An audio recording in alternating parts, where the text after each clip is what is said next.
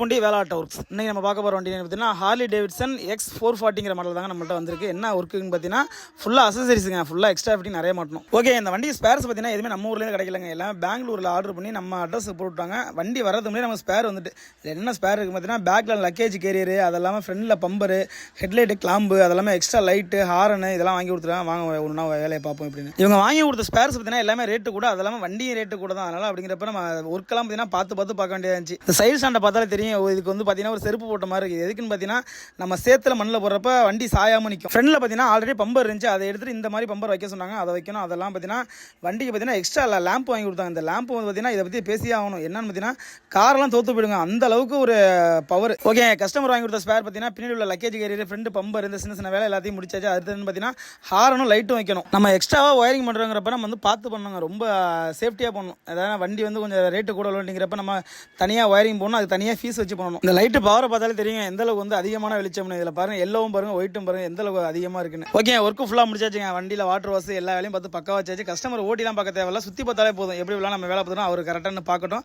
அவர்கிட்ட கேட்போம் எப்படி இருக்குன்னு. சார் வணக்கம் சார். வணக்கம் சார். வணக்கம் சார். வண்டி வேலை பார்த்துருக்கோம், வண்டி எப்படி சார் இருக்குது? சார் சூப்பராக இருக்குது சார். நான் எதிர்பார்த்ததை விட இன்னும் திருப்தியாக பண்ணி கொடுத்துருக்கீங்க சார். நீங்கள் எவ்வளோ ஸ்பேர் வாங்கி கொடுத்துருக்கீங்க? மொத்தம் ரேட் எவ்வளோ இருந்துச்சு?